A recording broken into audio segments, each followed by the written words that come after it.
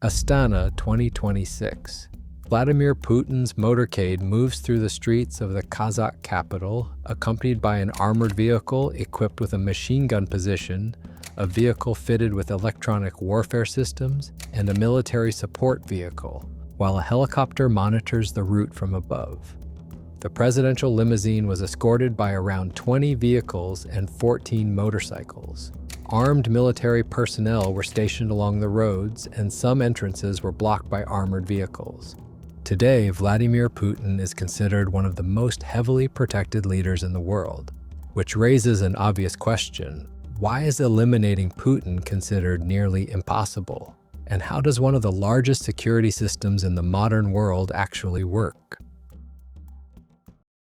The organization responsible for the president's security is the Federal Protective Service, an organization employing up to 50,000 people. It is extremely difficult to become one of those who directly protect the president. Candidates go through a multi-stage selection process that includes background checks, polygraph examinations, and interviews with psychologists. Physical fitness is important, but so is personal loyalty to the state.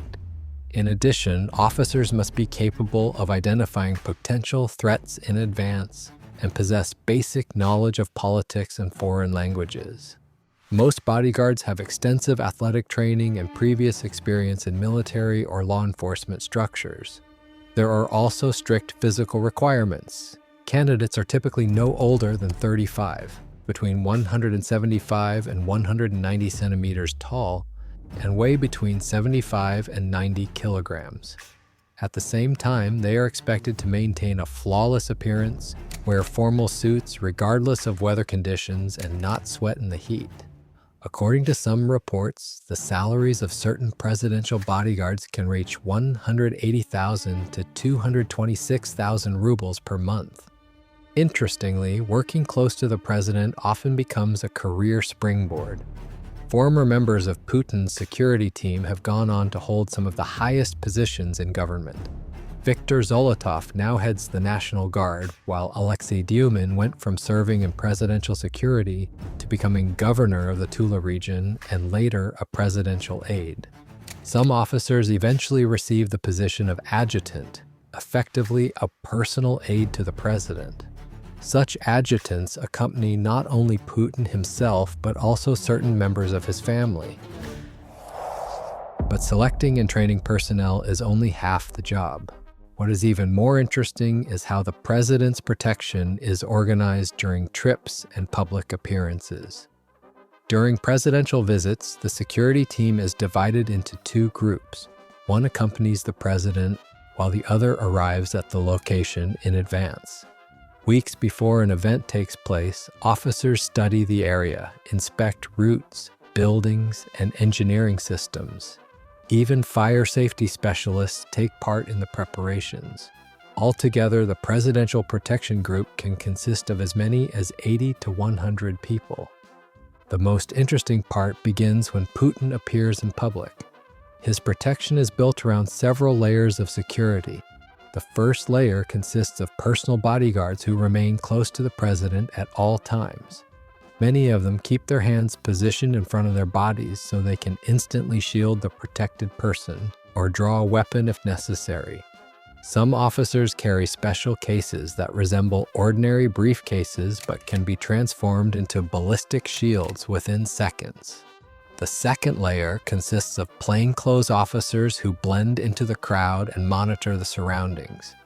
The third controls the perimeter and access to the area, while the fourth is made up of snipers positioned on rooftops and other elevated locations. In the event of a major attack, the security system also includes rapid response units and special forces personnel. Additional protective measures may be installed during certain public events. For example, when the president lays flowers at memorials, bulletproof glass screens can often be seen positioned behind him. In addition, according to media reports, Putin began using concealed body armor during some outdoor public appearances after 2023, including events held in Moscow. Physical security is far from the only concern for those responsible for protecting the president. A former FSO officer once stated that during years of service, he never saw Putin with a mobile phone. According to him, the president does not use the internet in the way most people do, and receives information primarily through trusted individuals. A separate specialist accompanies him to handle email, documents, and internet access. Journalists have also repeatedly noted that Putin conducts meetings from rooms that appear almost identical. According to various investigations, multiple presidential residences contain nearly identical conference rooms designed for video calls, making it difficult for viewers to determine where the president is actually located. There are also other everyday requirements. Putin reportedly prefers a specific temperature range and dislikes drafts. His workspaces are cleaned daily using special products, and rooms may be ventilated every day except during the birch pollen season. If the president's communications are heavily isolated, his movements are protected even more carefully, with the presidential motorcade serving as the central element of that system.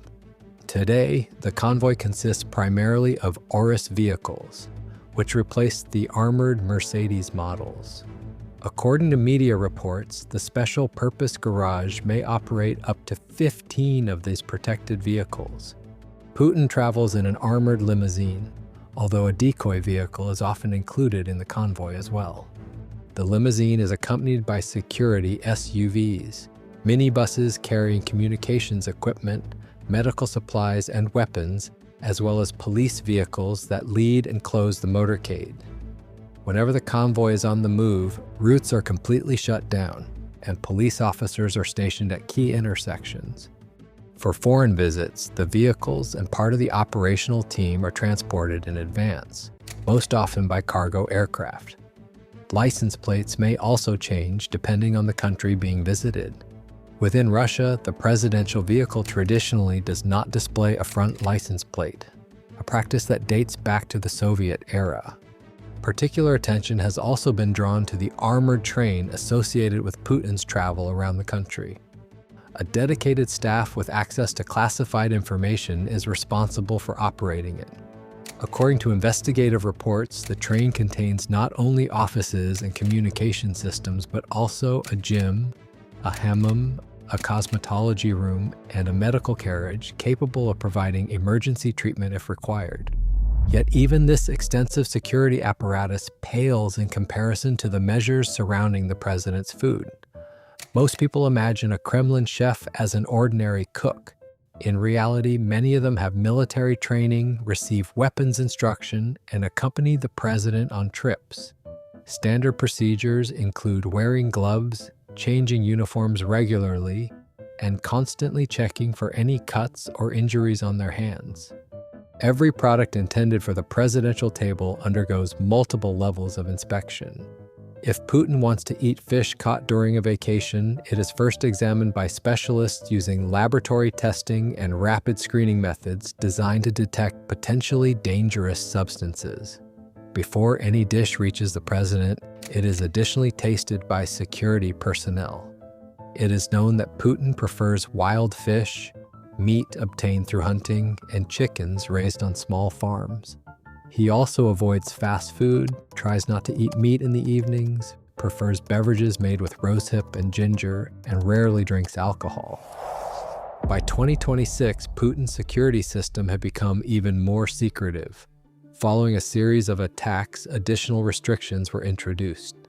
Surveillance systems were installed in facilities used by individuals close to the president, while support personnel, including chefs, security officers, and photographers, were prohibited from using public transportation.